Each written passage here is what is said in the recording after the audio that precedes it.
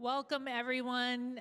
Please come in and find a seat. I want to be really respectful of people's time tonight, so come in and join us. There are plenty of seats in the front. Also, there are people who will welcome you to sit next to them. CM Zulik in the house.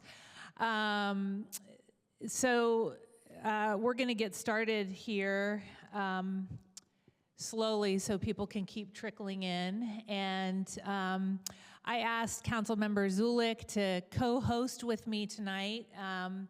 And I'm going to say a few opening words. I don't know if you want to say anything, but just to get us warmed up and sort of set what I'm hoping for tonight.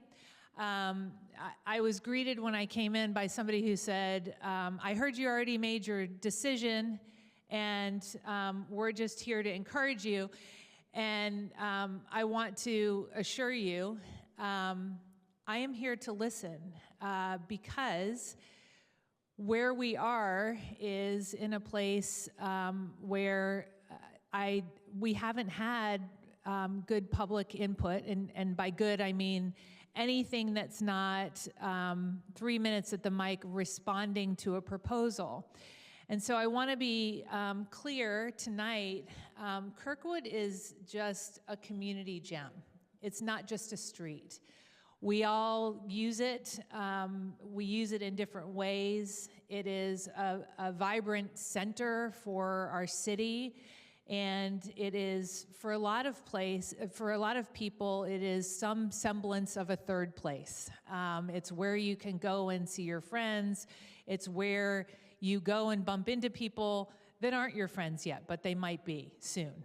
As you all probably know, we began closing Kirkwood during the pandemic in the last administration, so that people could eat outside, and so that there was sort of more space in a center gathering.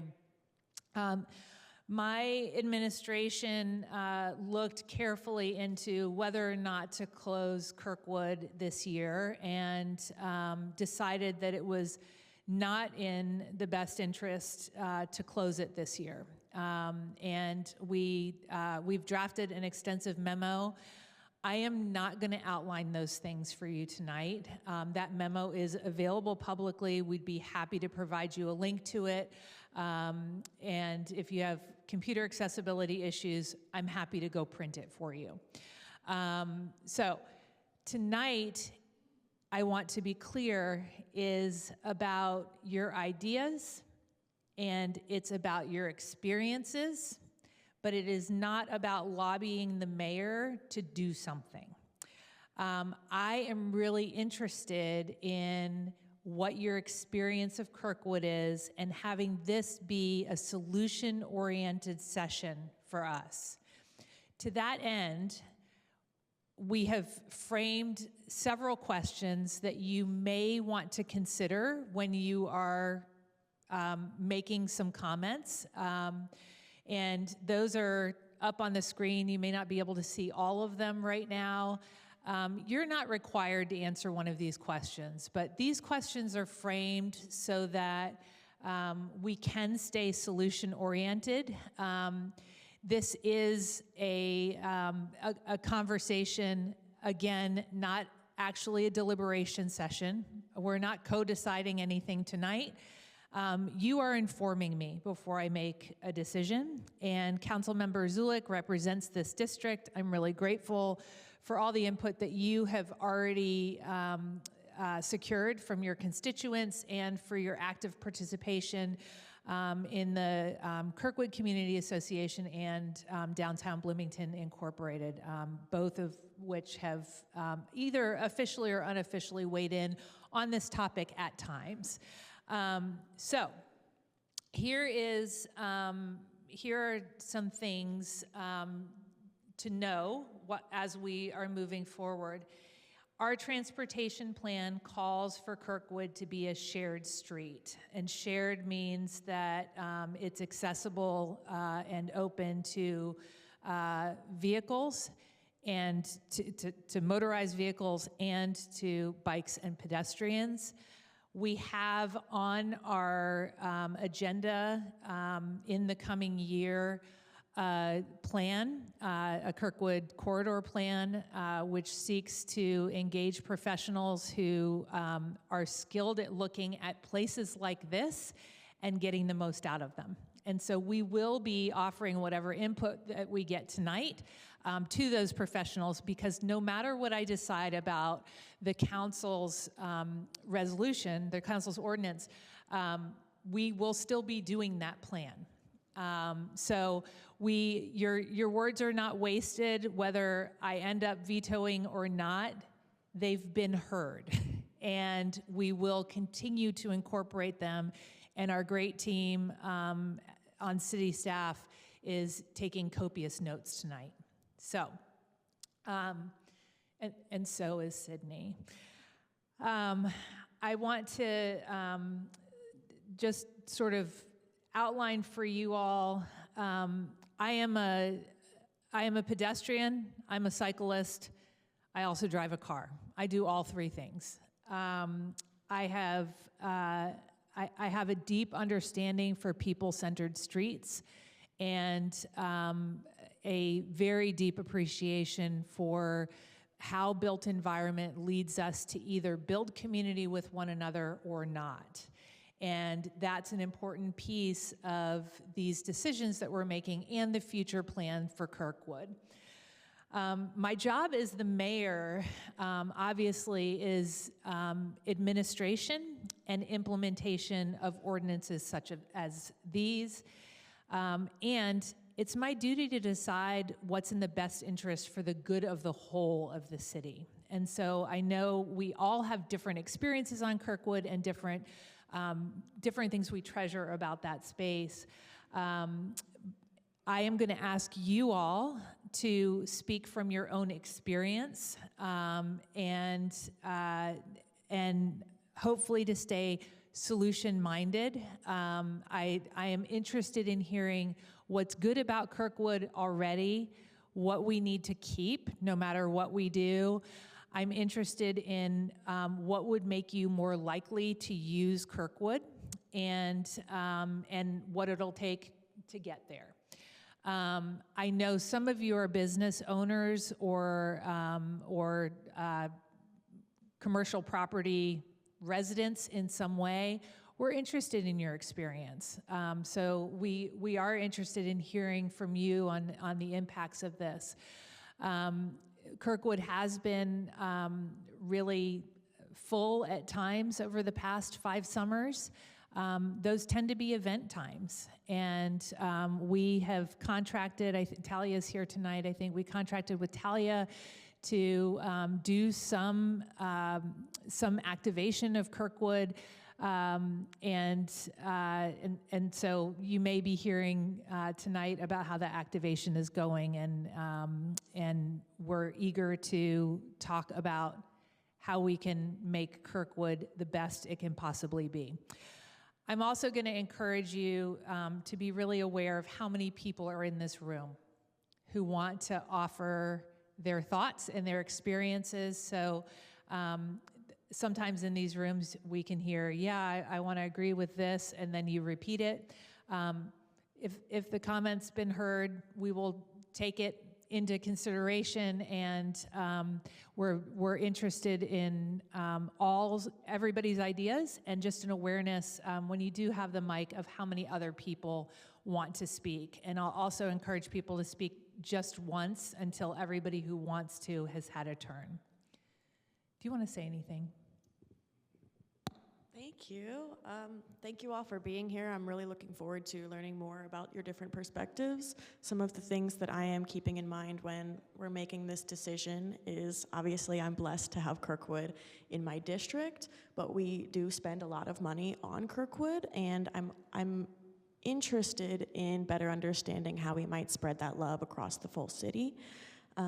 The other thing is that I can't stop thinking about is we are in a time period where we do not have an abundance of financial resources. And so when we think about making this decision, is this the best use of the funds that we currently have available? And so I am hoping to learn more from you all on how we as a city feel about that. But yeah, thank you for being here, and I will be taking copious notes. So thanks. Awesome. You are done now hearing from elected officials tonight. We are interested in hearing from you all. I'm going to read some questions that are up on the screens right now for those who cannot see them. We're interested in what you love about Kirkwood and what problem the city should be trying to solve on Kirkwood. So if we have an ordinance, there's something we're trying to solve, right? What would make Kirkwood more vibrant during the summer? The last couple of years, it's been pretty dead outside of events and especially during the day. So especially when IU students are not here, how can we make it a vibrant place? What should the city be careful not to lose about Kirkwood as it exists today? What would make you more likely to visit Kirkwood? How do we make sure a public space is truly public for people with different physical needs? What makes it easy or difficult for you, your family, or others to access Kirkwood? And what have you noticed during previous closures that worked well or did not work well? Please don't answer all of those questions. Those are just meant to help frame some thoughts. And again, not a lobbying session. We're really interested in solutions and what we want to get out of Kirkwood.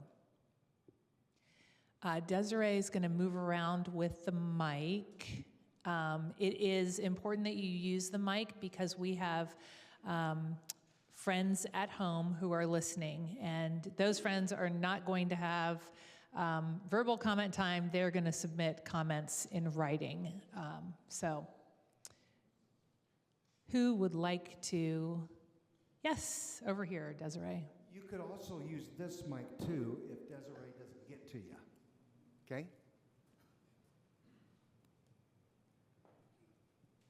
Hi, my name is Wayne Shepard. I've lived in Bloomington most of my life. Kirkwood has been a part of my life since, well, for at least 55 years now.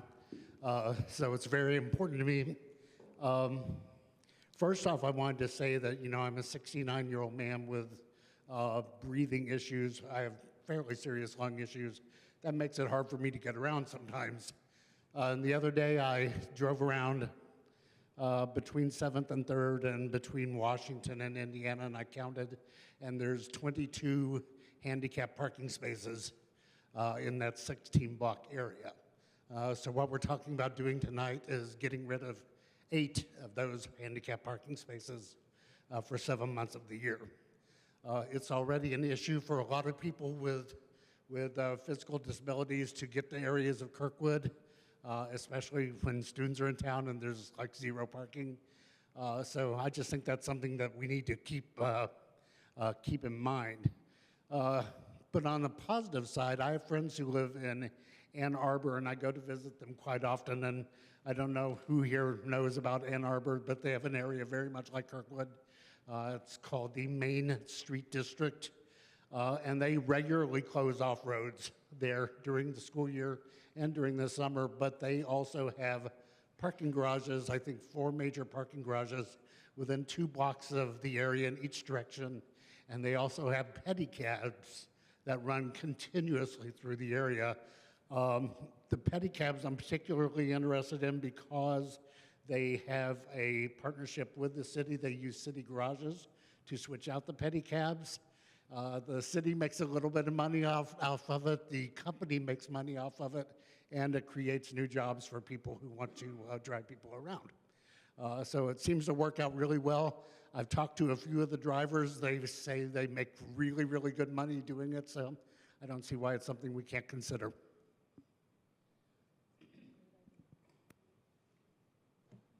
Got one in the back too. Hi, my name's Jerry Hayes. Closing certain blocks of Kirkwood could negatively impact our senior population with those with physical disabilities as gentleman just said, by restricting people's access to businesses in the area. Navigating around closed streets can be inconvenient and potentially unsafe for older adults and people with disabilities. Closing the streets may disrupt public transportation routes, making it difficult for the seniors to reach these businesses, especially if they have mobility issues. Street closures and parklets reduce the availability of parking spaces, making it harder for seniors and people with mobility issues to access the businesses. And I love to eat at Uptown Cafe, Michael. For many older adults, people with disabilities, visiting local businesses is a way to stay connected with the community. Street closures can lead to increased isolation and reduced social interaction. According to Census.gov, the U.S. population is experiencing a shift toward an older demographic across the nation. This demographic change is part of a long-term trend, with projections suggesting that by 2034, just 9 years, there will be more people over 65 than under 18. It is estimated that there are 10,000 people turning 65 each day in the U.S. It's important to consider the needs of an aging population and people with disabilities when planning street closures to ensure they can continue to access businesses and maintain their quality of life. We shouldn't ignore our aging population. They are a growing segment of our population. Kirkwood was originally closed and outside dining permitted in response to COVID-19 pandemic, when inside seating was reduced due to social distancing requirements, reducing inside seating. That is no longer needed. I was in Chicago a few years. When I checked in the hotel, the desk clerk, when she saw where I was from, she told me she graduated from IU. She said, "Is Nick still there?" So, you know, Nick's is, or Kirkwood is a special place. It doesn't have to be closed to make it special. It already is. In the back by the door.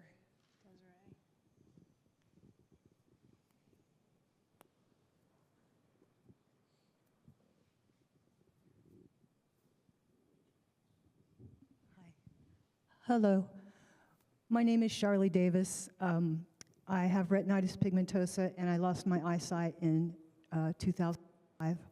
I lived in Bloomington except for a year or two since 1974. What I'm having trouble with and what's been very disheartening for me in listening to the meetings and the write-ups in the paper is the Americans with Disabilities Act, the ADA, hasn't been talked about at all. And it's part of the Civil Rights Act. People fought for decades to get this passed, culminating in thousands of people at the Capitol sliding out of their wheelchairs, putting aside their walkers, and crawling up the steps of the Capitol to get this passed. And now it seems some people aren't even, they're ignoring it.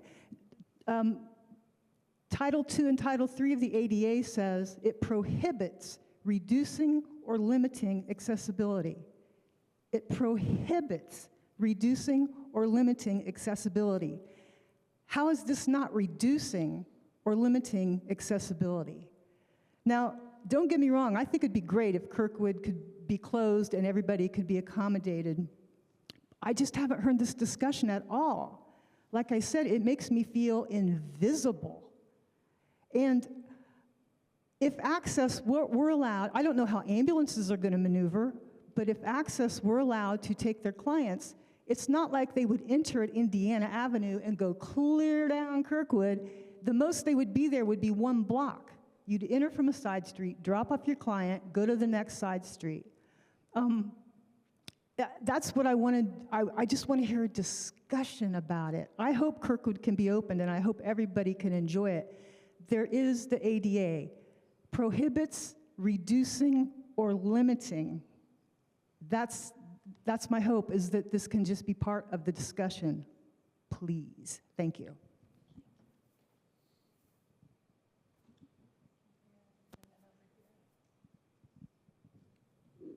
Good evening.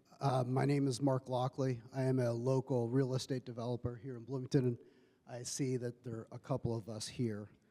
I've had the privilege of redeveloping places like the Smith Holden Music Building and the corner of Hillside and Henderson where Feta is. I support the vision of creating a more vibrant and pedestrian-friendly downtown. However, I don't believe that the current proposal to close Kirkwood to vehicular traffic is really well thought through right now.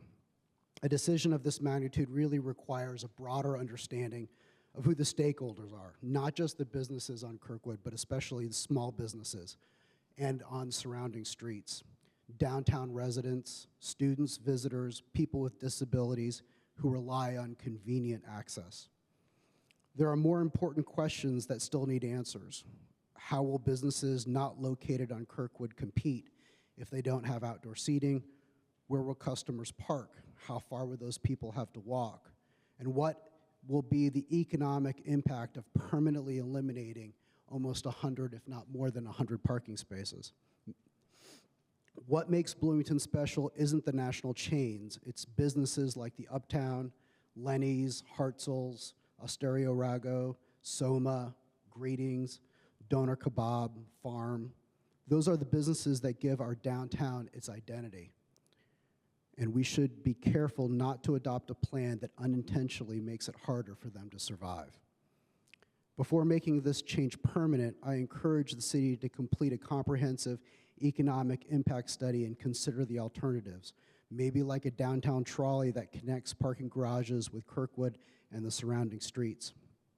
Let's make a decision on data, broad community input, and a long-term vision that benefits all of Bloomington. Thank you.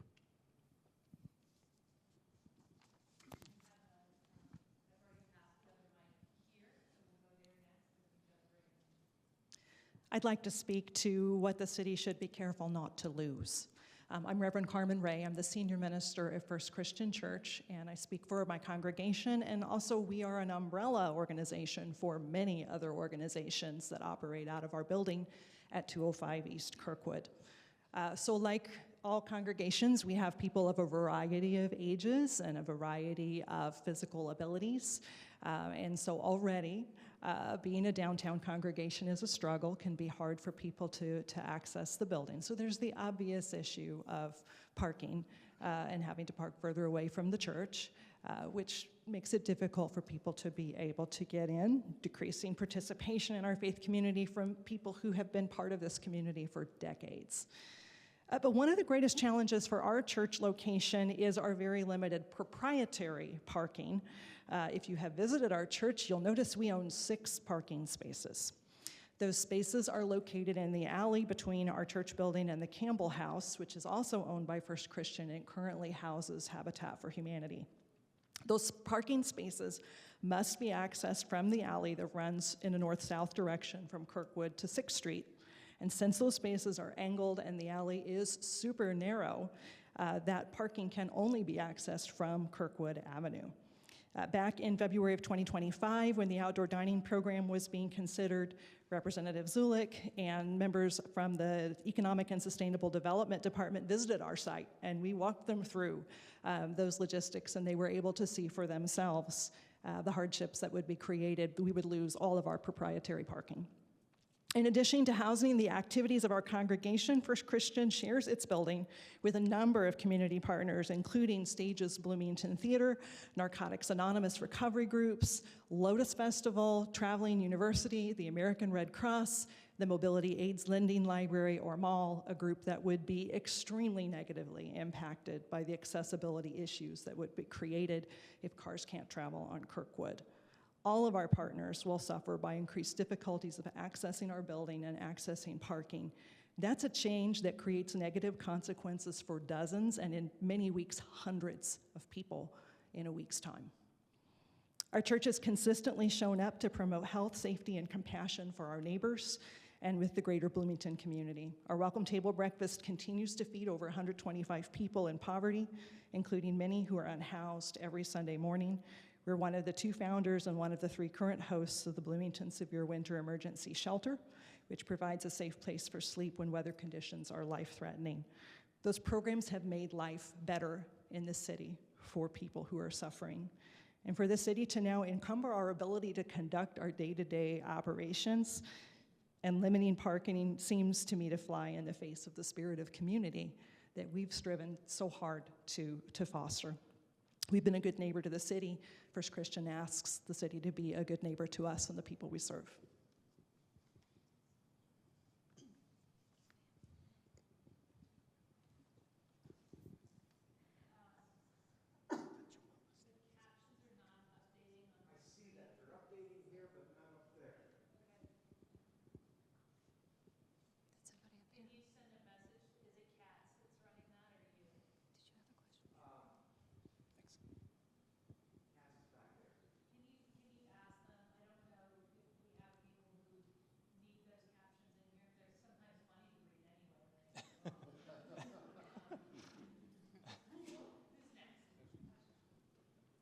I think it's me, yeah.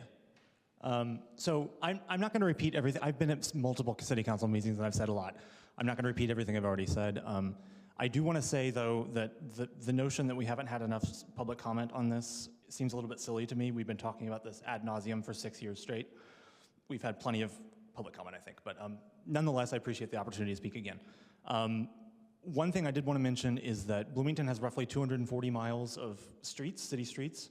100% of those right now cars are allowed on them. We're talking about moving that from 100% to 99.86% by making Kirkwood car-free. I don't really think that's a huge astronomical amount to make one pedestrian car-free street. That's a tiny percentage of the city's overall network. I think that's a small thing. Another thing I wanted to mention is, Mayor Thompson, I've heard you mention multiple times about how you'd like to bring more young professionals into Bloomington. A car-free street is exactly the sort of thing that attracts more young professionals to a city. So building something like that, a well-designed car-free street, is exactly the sort of thing that would attract the people that you say you want to bring. And I think that's all I want to say for now. Thanks. Hi, my name is Ducky. I am 25 years old.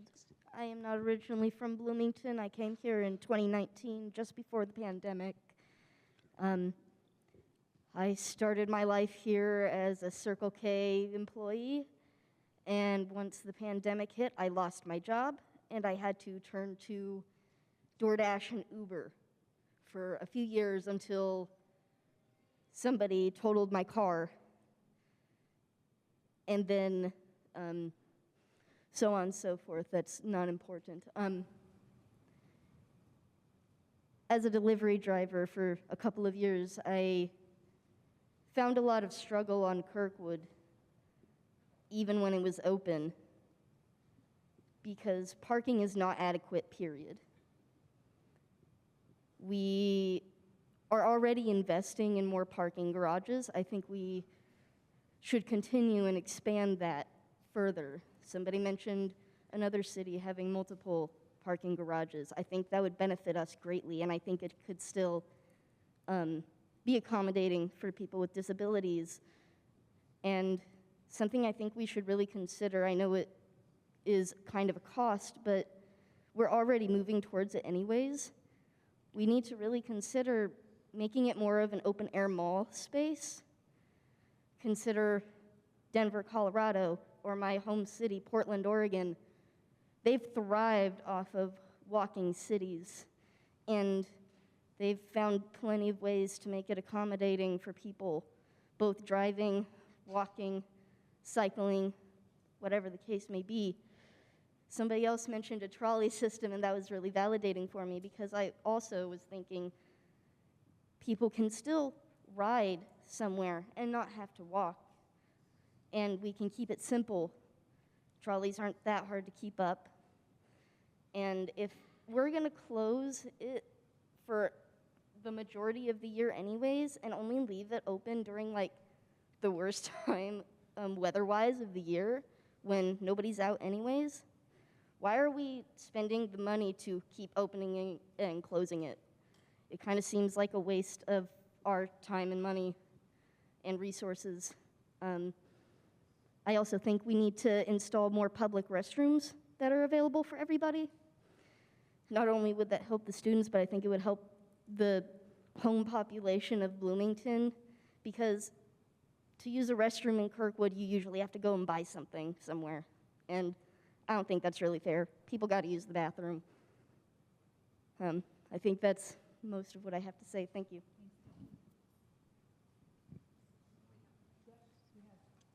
Hi, good evening.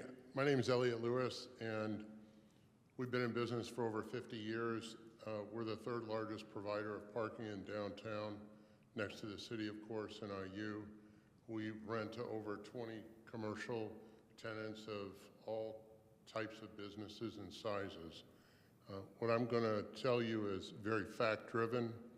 If you go back a little over 20 years, and I'm not trying to make everybody hungry at 6 o'clock by mentioning McDonald's, but McDonald's is one example of what happened when we had a lengthy closure to Kirkwood, when the infrastructure was redone to assist the Jordan River to continue. And if McDonald's can't make it, what's that going to say about other restaurants and their survival rate? More recent example would be the unfortunate situation of a couple of months ago, the night of Little Five, and we ended up closing and locking our front doors to Posh on Kirkwood because we were just taking extra precautions. So if we can't handle a large crowd on Kirkwood, why would we be inviting more of the same? I'm not suggesting that we didn't do a good job, but it's very, very hard to contain certain situations, and I don't know that we're equipped to do so. Let's go to more facts. Let's go to Ontario, Canada. And there a study was done 5 years ago of the economic impact of what would happen for a lengthy closure like what is being proposed. And all the businesses in downtown Hamilton participated. It was a lengthy study, like the kind of study you'd expect from Mayor Thompson. And the results were that revenue was down 27 to 38% across the board of all the businesses from a lengthy closure. And when you look at 27 to 38% of a decline in revenue for any kind of business, let alone small businesses, most of them won't survive. We all know how to get to Bloomington. We all know how to get out of Bloomington. And I'm really puzzled by this question. Why would we have all of the traffic that comes to Bloomington because we reside here, all the other traffic that we're trying to generate with tourism or other things that go on in our fine town, and only let them drive on Kirkwood for one block before we direct them out of town on Walnut? I just don't see the merit in it. With the council's decision, it just seems like it's short-sighted. They're not taking into account a lot of the things. And I know, Carrie, you said not to repeat anything, but I wholeheartedly repeat the ADA concerns. My mom was in a wheelchair, and I used to drop her off all the time, or my dad would drop her off in front of Uptown, and lots of people in those situations can't make it to the next block. And we have to be very cognizant of that because we have lots of people coming to town that are physically challenged, lots of people that are here physically challenged. And that is just a huge concern that I'm very appreciative of those here tonight that are echoing that. So thank you very much. Thank you.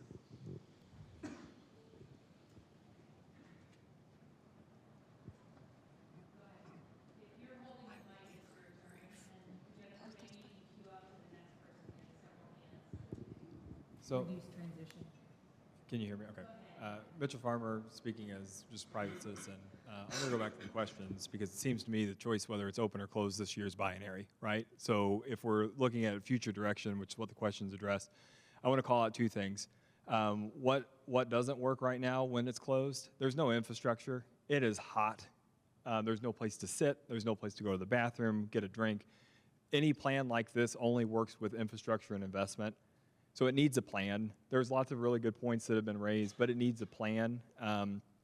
I would also say don't shy away from it because it has complexity. I'm hearing a lot of don't do it because type reasons. These are solvable things. There are examples across the country of cities that have implemented things like this, including Indianapolis around the Super Bowl.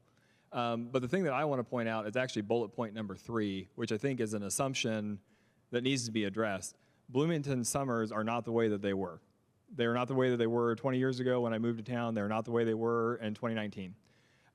This idea of just making do until the students get back is a long-term strategic problem for the city that I think is solvable by acknowledging that we are probably, and I'm a resident, I've lived here, this is going to be a loaded statement, we are increasingly becoming a resort town for the university, right?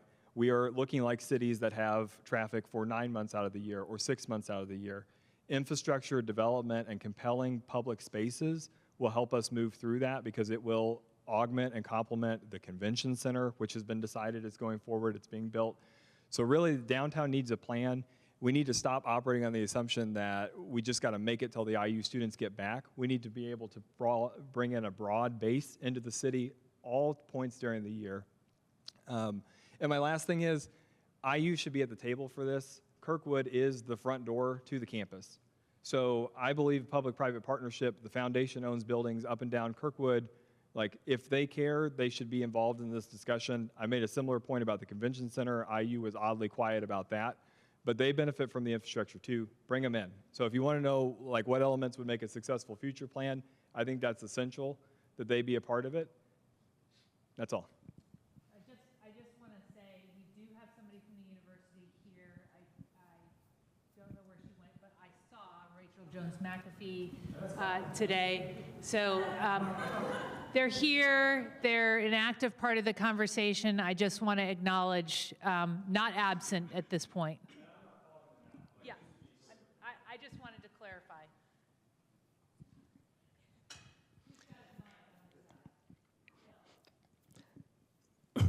I get around town on my bicycle almost all the time.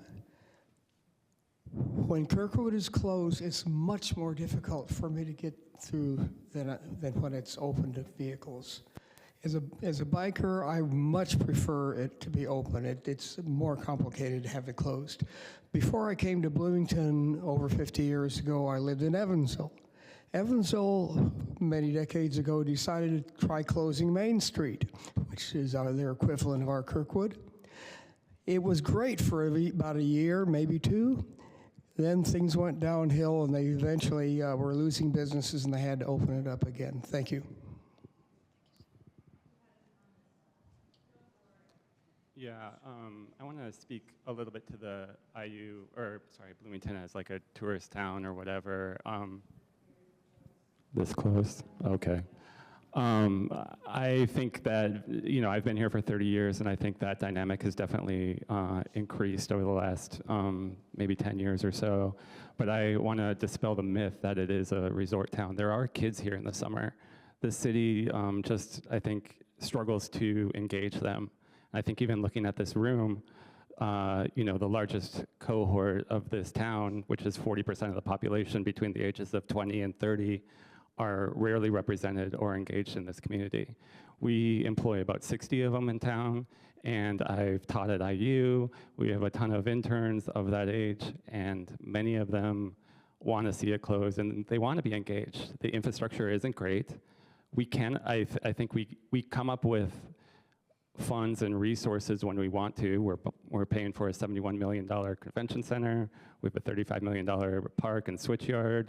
There's a talk of a $250 million jail. We can get creative with funding. I'm a believer in that. And while the mobility issues do need to be resolved, I think it's would be just it's so sad to just retrench ourselves and have it in open Kirkwood.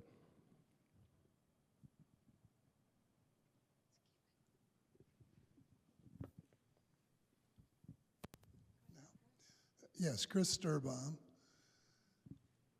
You know, the shocking statistic is since 1977, 400 of these have been experimented with in this country.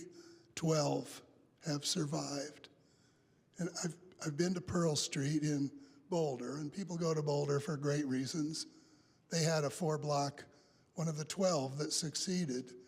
And they recently, just last year, were going to keep 2 more blocks closed. The designer of Pearl Street was against closing off permanently the other 2 blocks of Pearl Street. All of the merchants were against closing it off to automobiles. And it was going to be on the ballot, but it was withdrawn because of the opposition, people who knew these the best. And the designer said the longer these are, the worse they fail. And this, we're proposing a 5-block one in a much smaller community. So those aren't good odds, folks. Thank you.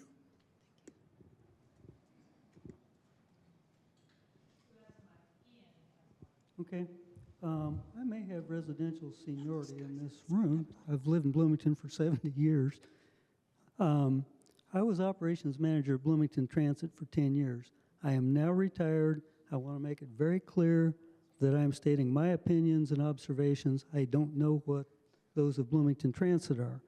But when they began closing Kirkwood, it created significant routing and scheduling discrepancies for Bloomington Transit, forced bypassing 5 or 6 of the most well-used stops in Bloomington. Specifically, you can't get to the Monroe County Public Library on Bloomington Transit anymore. Kirkwood was built as a city street, not as a outdoor food court, and I think it should serve its purpose as a thoroughfare.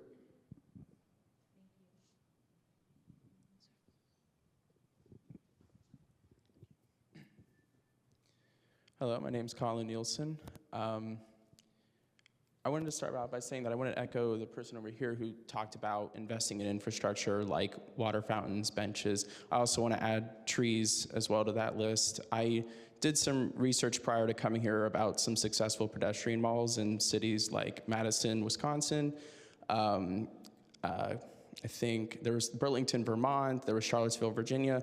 All of them were some of the few cities that did not have their pedestrian malls converted back into streets. Like the gentleman over here mentioned, it was about 400 cities tried this for the past several decades, and from my research, it said about 30 remain or so. I think what all those towns that I mentioned have in common is that they are all college towns, and they have dense downtowns. And they do range in population from 45 to like 130 or so thousand for Madison. But these pedestrian malls became very important hubs for their communities, and while they received initial pushback from business owners, like for parking, accessibility, eventually they did, increased pedestrian activity did support them. And for cities like, say, Kalamazoo, Michigan, or Rockford, Illinois, which did convert their pedestrian malls back into thoroughfares because they considered them failures, those downtowns were already dying by the time that they introduced the pedestrian malls, and they were trying to make there was a last-ditch effort, essentially. And I think with Bloomington, the downtown is very vibrant, and I think Kirkwood could support a pedestrian mall because I don't consider the downtown dying. I consider it very vibrant. There's a large student population that do not own cars and that do not rely on parking. And also for the matter of, like, say, handicap accessibility parking spaces being removed, like the 8 parking spaces, I think the solution is to add 8 to convert other street parking into handicap parking rather than throwing out the idea entirely about pedestrianizing Kirkwood. In fact, I would be supportive of even more than 8 being added. I think that people who can walk should walk further distances in order to help the people who are with disabilities. I think And I am willing to walk those further distances, and many people are, in order to accommodate that. I'm willing to walk long distances in Walmart to pick up my groceries. I'm willing to walk long distances in the College Mall in order to go to the shops I want to go to, and I would rather not have cars running in between the stores and the mall. So, and I think because it makes for a more pleasant experience. However, right now, the way that Kirkwood is configured, it is configured like a thoroughfare, but that is because right now the road is designed to be like one. I think as a stopgap measure for closing it every summer and just leaving it the way it is, I think it isn't really very effective long term. I wouldn't really be supportive of continuing it. However, I would want the city to look into actually pedestrianizing the street and thinking of long-term solution and investing in infrastructure such as trees to increase shade, to help people who are vulnerable to heat, and water fountains, benches, placemaking, things like that, so that it can actually attract people. Because right now, even in the previous years, when I would go to Kirkwood, I would still stick to the sidewalks, even when the street was open to pedestrians. I'd only go in the street to, say, eat on outdoor dining, mainly because of two things: because the buildings provide shade, so I stick close to them, and two, just because the street of asphalt is pretty uninviting compared to brick pavers. And all of the cities I mentioned that have successful things such as Madison, they all use brick pavers. They all have trees going through the center as well. They all have trees planted in the center to provide shade for people. And I think that introducing elements like that could make it so that it'd make it easier to walk there, more pleasant to walk there, that it isn't a heat island. And yeah. Yeah, thank you. Hi, I'm Chris Donahue.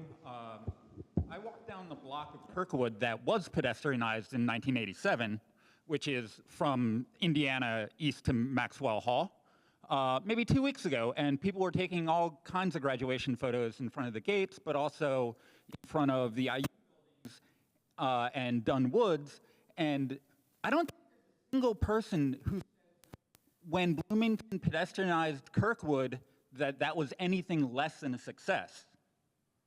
We've already pedestrianized. That block is great. I want to expand that. I'm all for pedestrianizing Kirkwood. And in my experience, my family lives in Burlington, Vermont. I've spent a lot of time on Church Street visiting my family during Christmas when it's snowing on Church Street. Like, any problem that anybody now, Burlington's already dealt with. Like their ADA compliance of door openings is up to, I think there's only the last I looked was 3 businesses. These are not issues.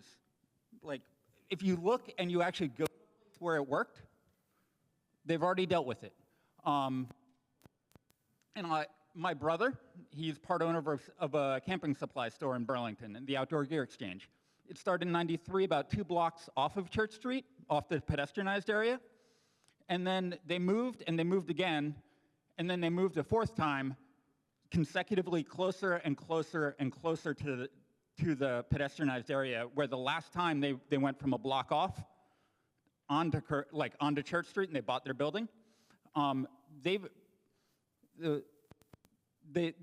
was always their goal as a business to be on Church Street, and they succeeded at it, and it worked for him.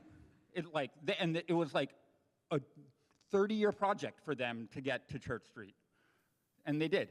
On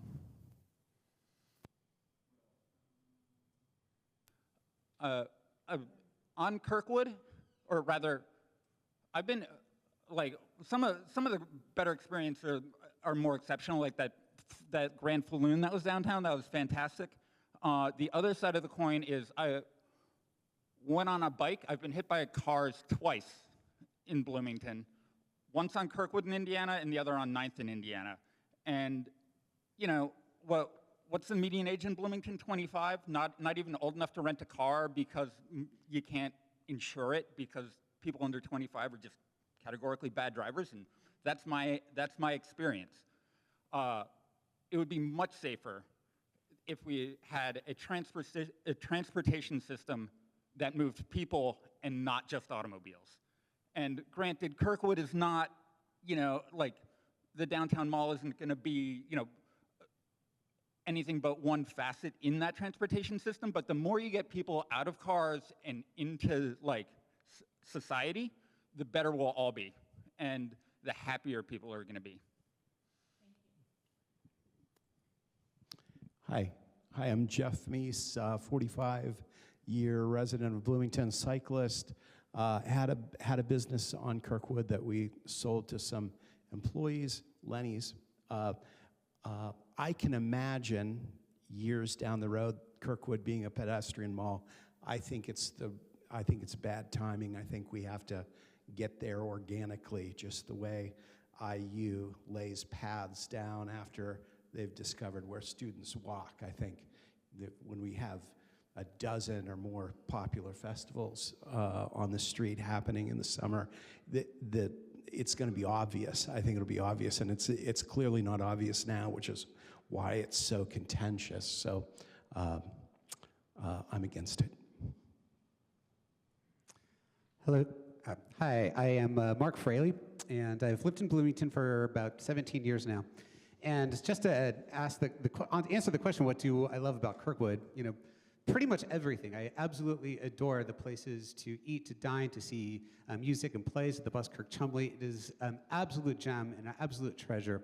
And so I really appreciate Councilmember Zulik and Mayor Thompson for holding this meeting and allowing us to be able to express this. When I saw about right after Kirkwood was open, I ran into Councilmember Rosenbarger on the street, and she was asking people's opinions about keeping it over longer than past COVID. And at that time, I thought, you know what, that sounds like a really nice idea.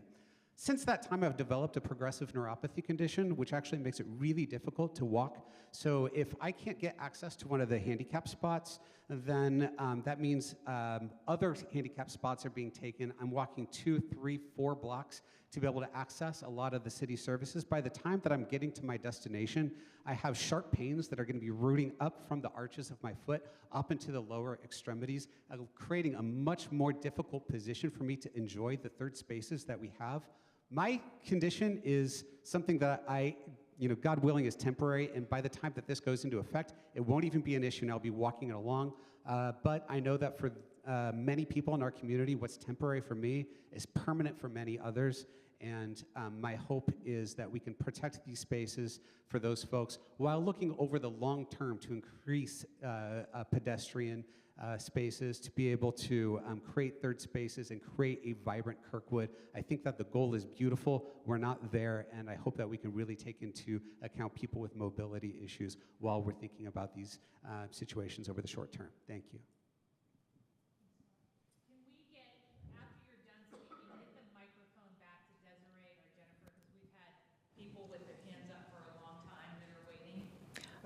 I'll be super quick because I don't like talking in front of people.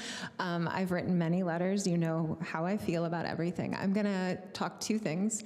I'm going to go to the second bullet point that says, what problem should the city be trying to solve on Kirkwood? And I'm going to say, there is no problem that we need to be solving on Kirkwood. To my knowledge, those businesses are doing great.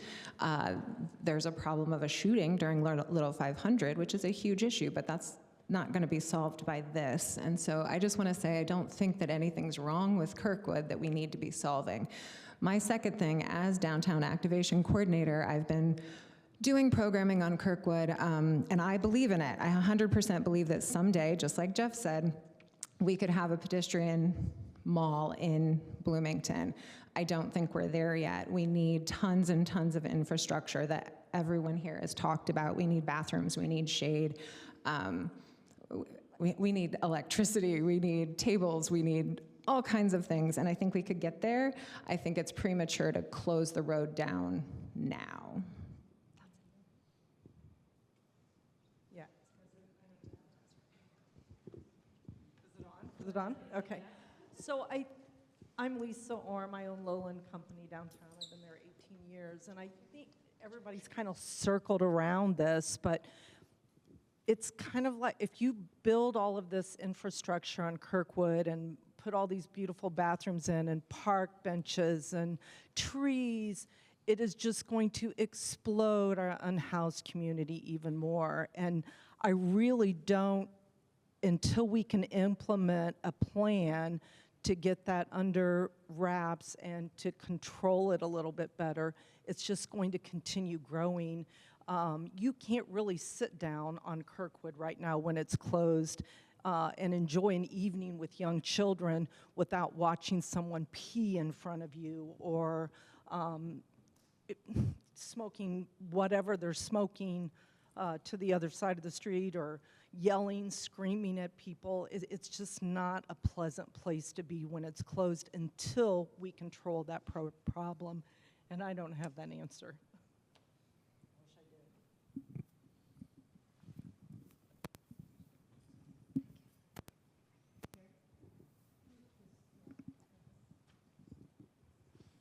My name is Martha Shedd. I'm going to respect the idea that we're not going to duplicate what other people said, but I want to just kind of piggyback on that. What Jeff said about, the path of the way that the students go creates where they put a sidewalk. We've got a convention center coming which may dictate there's going to be traffic patterns, there are going to be shopping patterns. I think to the point of, is it too soon? Do we need to do more? We wait till that kind of thing happens. And I waited to speak until this late because I kept thinking maybe somebody's going to say what problem this is going to solve, and I haven't heard it.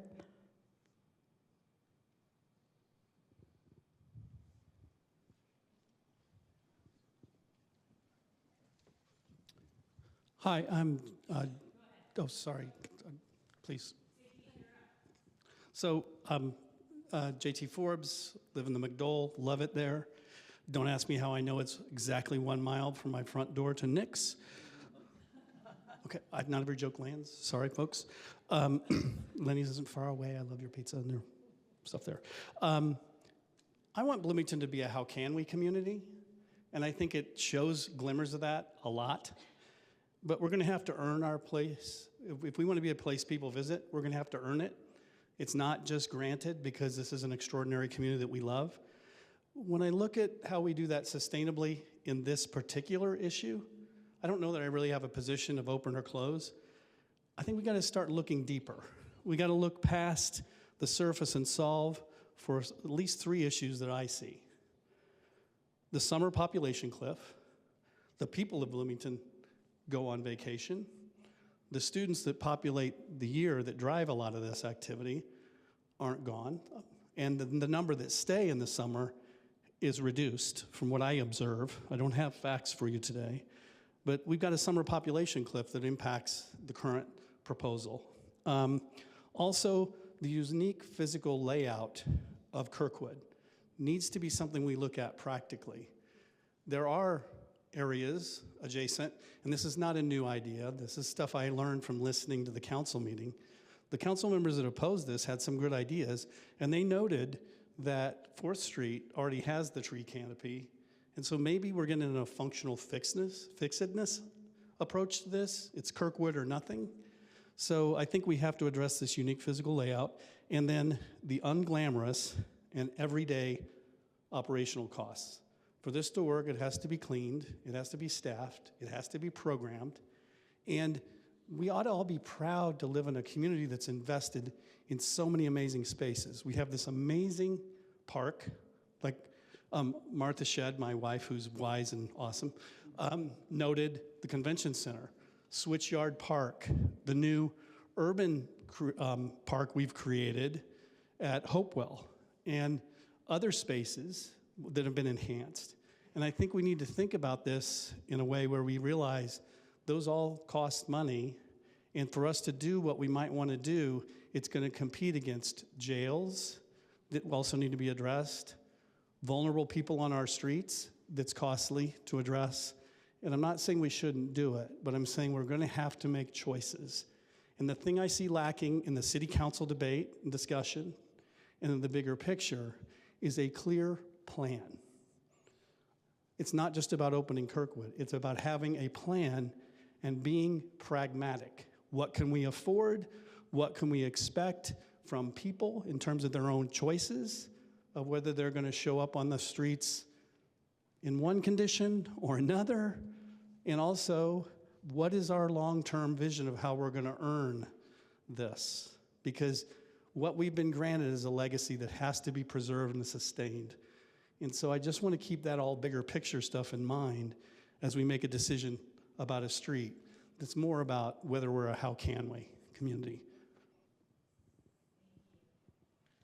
I would say I agree. I think it's an incredible oversight to say that you're going to close Kirkwood for 8 months without a promise of investment in infrastructure, in accessibility, in maintenance.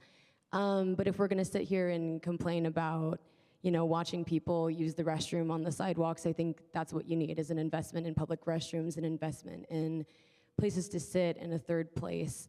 That being said, as a pedestrian and as a cyclist, I love when Kirkwood is closed to cars. I feel much safer.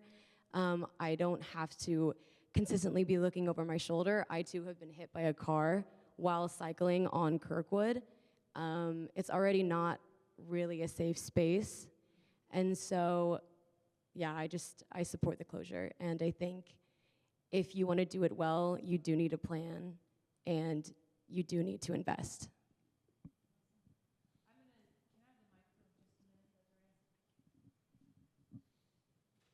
I'm going to acknowledge that it is 6:30.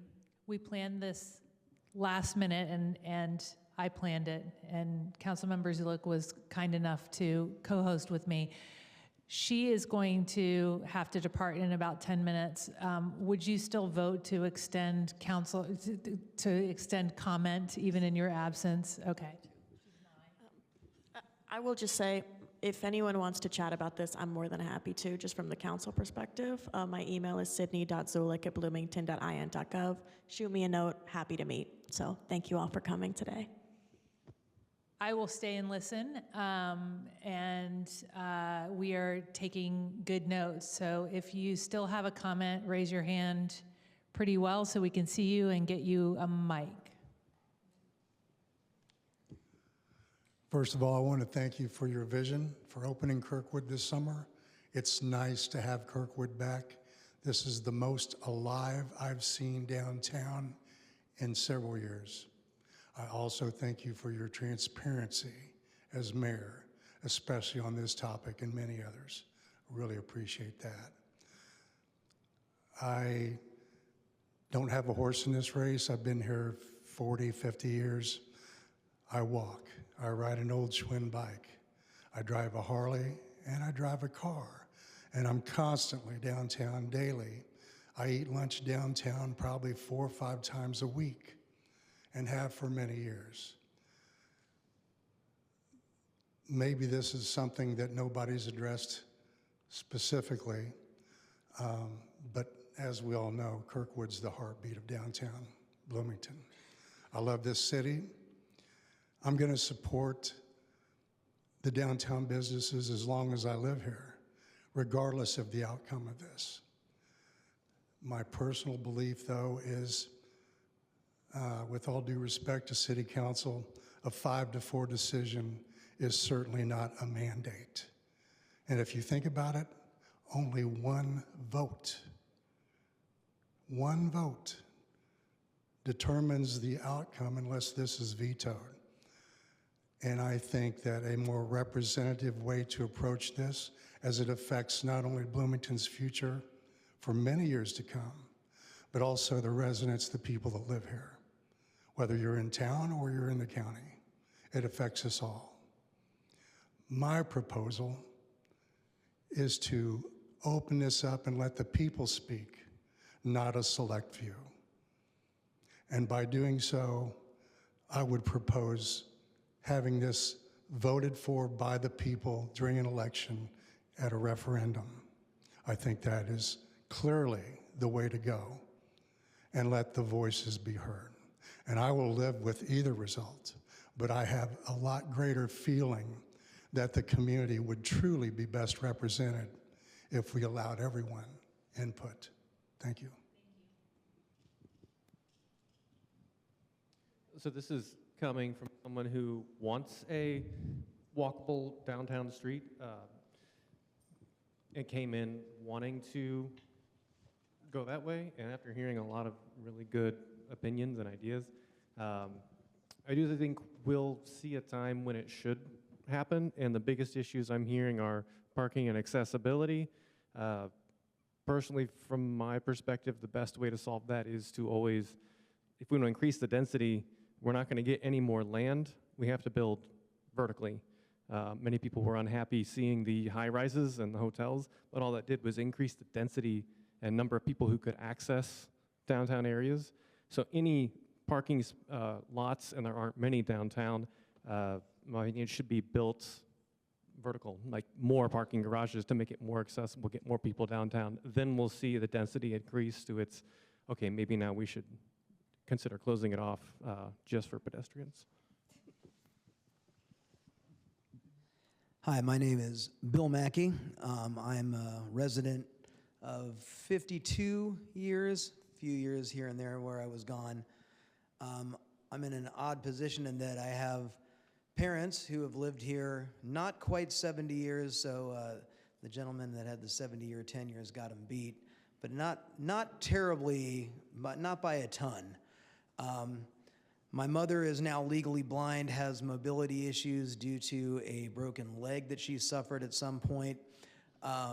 She would be thrilled to know that Jeff Meese was here because Lenny's has been one of her favorite restaurants indefinitely. She suffered a very lengthy departure from being able to attend that because walking further than maybe 200, 300 feet is an extreme challenge for her. And my father and her were thrilled this summer to be able to make it back to Lenny's during the summertime when it's open. Of course, then I also have children who are on the other end of the age spectrum, senior at Indiana University who probably is seen on Kirkwood about 12 hours apart from the time that my parents would normally be there. And I think that when the road was closed, it was failing both segments of that population. It was failing my elderly parents. Their favorite restaurants were largely inaccessible due to parking. You know, of course, if the road is open, my father could simply drop my mother off with somebody else. You know, discussions about there being, is there parking right in front? Well, there are people who are able to be dropped off in convenient locations near those types of things. Those restaurants certainly lost my family's business for a lengthy time. Again, apologies to Mr. Meese for that loss of business when he owned those restaurants. And likewise with my older daughter, in the times that the road has been closed, it has absolutely attracted an element of the community which has been mentioned a few times earlier.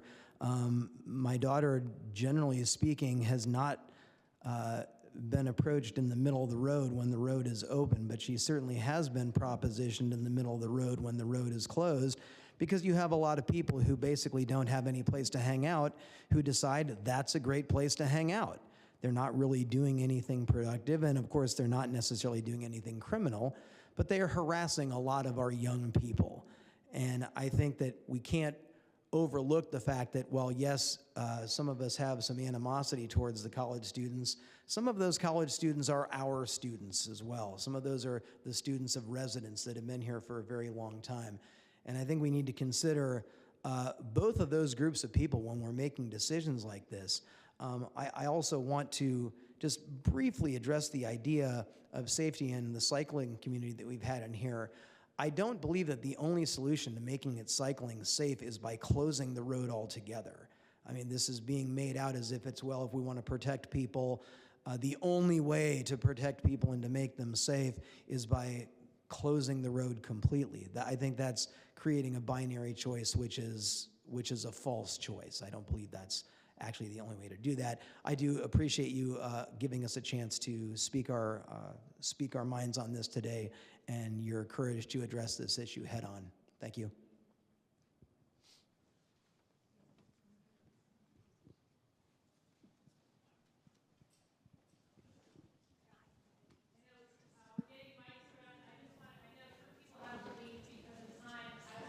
Sincere thanks to all of you who came, for engaging in this process and sitting through what's already an hour-long meeting. Really appreciate your voice and your presence. Who has the mic? Yes. Hi, my name is Alex York. I am a young professional with 2 young children, so I'm going to first speak from that perspective. Maybe I'm not there quite as late with my young children or something, but I can say that when the street is closed, I am much more likely to bring my family there. I am much more likely to be there. I feel like my children are safer. We visit the businesses there more often. You know, it's so wonderful to go to that outdoor seating, and while we wait for food, to let kids just very safely wander in the streets. It is magical. That type of infrastructure change, it attracts me to stay. It attracts me to go to downtown more. The other perspective I'd like to bring in is a much longer view, climate change. I believe that of every level of government, local governments have the hardest challenge when it comes to climate change, because we fundamentally need to remake the fabric of our communities. We need our communities to be more sustainable, which means denser, which means more walkable, less car dependent. And that is difficult. There's no one project in Bloomington that accomplishes that goal. But this project would go a long way. It would be a big one towards that goal. I am hearing a lot of valid concerns today, and I do want to own that. I think that the heart of most of those concerns is something called car bias. Something called car bias. We have lived in American cities that are so car dependent for so long, we can't imagine what it's like to move away from that. These are problems that have to be solved. You know, accessibility, parking spots, there's lots of problems that have to be solved. But that just means we need a smart plan. And it is my belief that if we don't have that political leadership and push it forward and decide to do it, that plan will never materialize. So I hear the people who are saying that they think that this is a good future thing and that it's inevitable, but we're not ready. I think if we don't decide to do it, we will never be ready.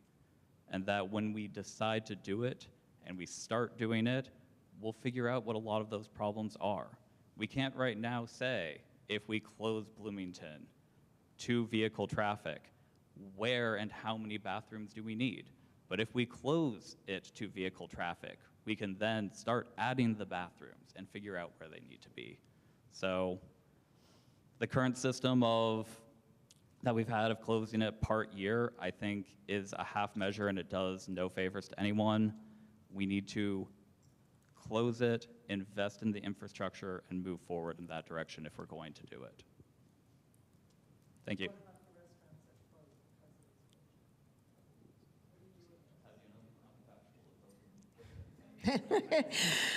On the side note, really quick, my name is Roberta. I am representing Goodfellas Pizzeria on Kirkwood.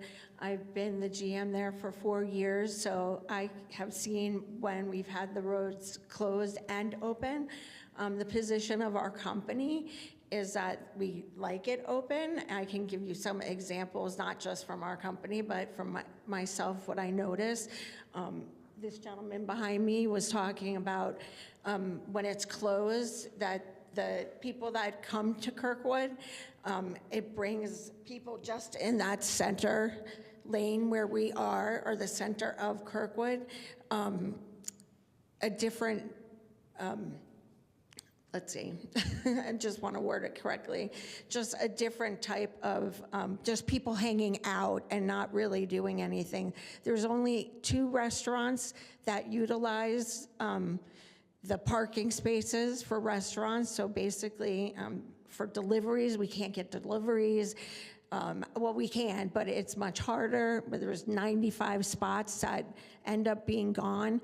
And I've seen that when we've had stuff going on during the winter, they just put no parking signs up, so we're still able to close Kirkwood on a whim if you want to do something local and, you know, have a fun event going on. But basically, it's just very hard when the road is closed. And one last point is I live on the other side of town near Walmart, and I tell everybody about our store, and I can tell you a lot more people come down to Kirkwood when it's open, and when the students are gone, they like it. There's more parking. They can run up, grab a bite of different places to eat that they've never tried before because they're scared to come down to Kirkwood when there's so many people there. So, yeah, that's my point. Thank you. Hi, my name is Hilary Martell. I'm a local downtown business owner, and I have been to several of the city council. Yes. I've been to several of the city council meetings that have addressed this issue, and the thing that I find frustrating is making Kirkwood carless does not make it a pedestrian mall. Closing off Kirkwood for 5 blocks of traffic, in my personal opinion as a downtown business owner, really just what I've seen has created a concrete desert. People are not able to park, they're not coming down, and there are certain people that do enjoy coming down and being able to hang out in the streets and have their kids play in the street. One important factor that has never been talked about is any successful pedestrian mall, from Charlottesville to Burlington to Iowa City to Boulder, all of those cities that have created successful pedestrian malls, they have a strict no bike riding policy in place in their pedestrian areas.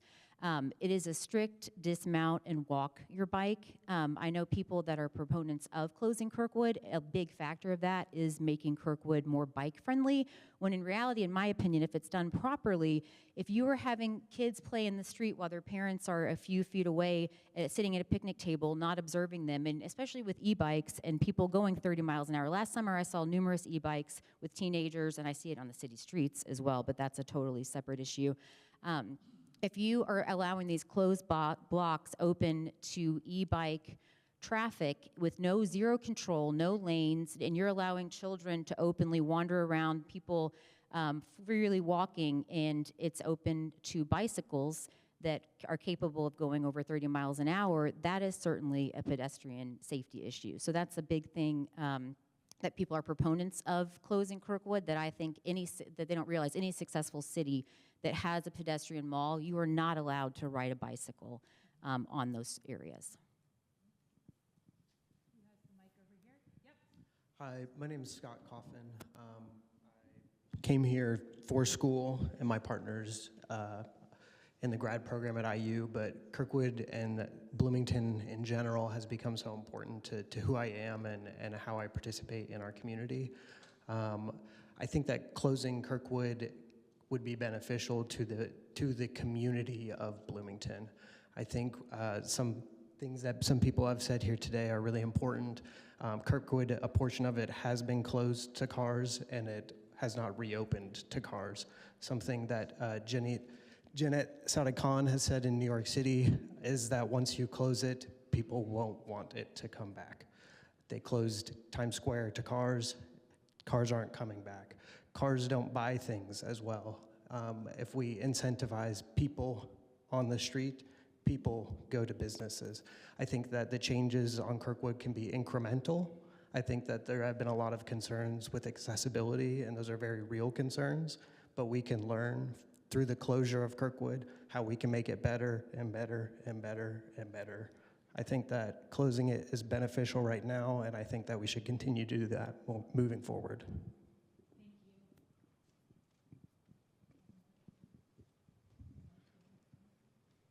Hello. I've been an Uber driver in this town since Uber started, and it's getting more and more and more difficult in that area. And when Kirkwood is closed, it creates, if you're down there at nighttime, an incredible traffic problem. And it keeps the flow of traffic, and I know it's so much easier to find the people that are looking for you when Kirkwood's open, because when Kirkwood's closed, you have to literally call the person that's trying to find you, and they might be at Raising Cane's, and you're at KOK or right there Dunn and Fifth. You got to find your people, and that creates a long line of traffic as the night wears on, and it makes it very difficult. I think Kirkwood's a great place. I think that the way we've been doing it, where we close it for specific festivals, it works fine. I just don't think that we can, right now, closing Kirkwood creates an incredible, difficult situation, especially in the evening from, say, 10 p.m. to 3 a.m. And it's inconvenient. And I'm not just saying for me, but I'm probably for other Door Dashers or people like that have to park their car somewhere and walk a quarter mile to pick up their order and then walk back to their car. The flow is so much better when Kirkwood's open. That's all. My name is Karen Diggle. Many of the issues that I was concerned about have been touched on already, so I won't repeat those. But I'm surprised that no one has mentioned the impact on 4th Street. So if Kirkwood doesn't have parking, those cars try to move elsewhere. 4th Street, with a small city lot and the whole area in front of the restaurants, is already a very difficult place to park, and we'll be adding more cars to that. Hi, is this on? Hello? I'm Paul Rousseau. I welcome the opportunity to open Kirkwood to more pedestrian access. I think the language around calling it closing it is biased framing. I like the suggested questions you have up there. What's the problem to be solved? Underused public space. A street filled with adults and children is a street that is used more than one that has a few motor vehicles. What would make it more vibrant? More children. There's been people tonight who have, well, frankly, scared us with predictions of no access for those who do not walk well. I understand this in one way because I'm over 60. But I wish they had been listening to the testimony of the gentleman who spoke early on, who told us about pedicabs or bicycle taxis. Solutions are out there. We need to expand non-motorized transit to solve the problem. Other comment I would make is that, in my opinion, the organic evolution of increased pedestrian access is actually a myth. Because when one mode of transit has the potential to easily kill or maim others with other modes of transit, then the dominant mode will continue to dominate. And that's what we see all over the country. I also doubt that the relevance of data of unsuccessful pedestrian malls from the 20th century. And I'd like to remind everybody that we're building a pedestrian mall here, not a bicycle mall, but I think other people have said that. Final comment would be, the vision I have is that there's a expanded convention center, and 2 blocks from the convention center would be the start of this pedestrian mall. And that would be a gateway to the university, with pedicabs running back and forth. Let's think long term. This is really a huge opportunity. Thank you for holding this. We're not going to take second comments, at least not yet, and we're going to try to wrap things up. But I will happily receive comments after this or in writing. Yes. Thank you. I'm concerned that I guess I'd start and ask the question: what is the desired outcome? What's the end game? What are we trying to achieve? And if we look at it, we want either an open or closed road, and that's to me a missed opportunity, especially with the creative people we have at the city and at the university. And I would even say some county people might be involved with this, and certainly all the stakeholders. But I think we should really unleash our minds and think about all of the possibilities that we can do there. And it may mean more parking garages, it may mean more pedicabs, it may mean whatever, but it should not, the beginning and end shouldn't be, is it open or closed? I think there's so much that we can do with that. And people have said before, it's a gateway to the university and a gateway downtown to downtown. I think it could be transformational, not just for Bloomington, but we could be really a model for other communities to follow. So I'd like to give permission to think big, not big dollar-wise, but think very open-minded about all the possibilities, not just open or closed.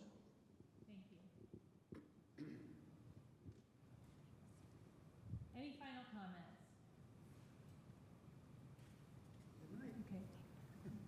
Okay. No, he said good night. And that's it.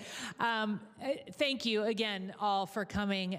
We have taken lots of notes. I have a process: listen, discern, and then decide. So you will be hearing from me, and really appreciate your participation tonight. If you have things you forgot to say, send an email. I'm reading all of them. So appreciate your presence tonight. This is a community treasure, and I will just echo Jeff's sentiment.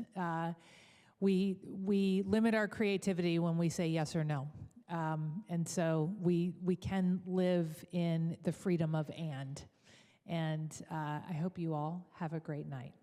Thanks for being with us.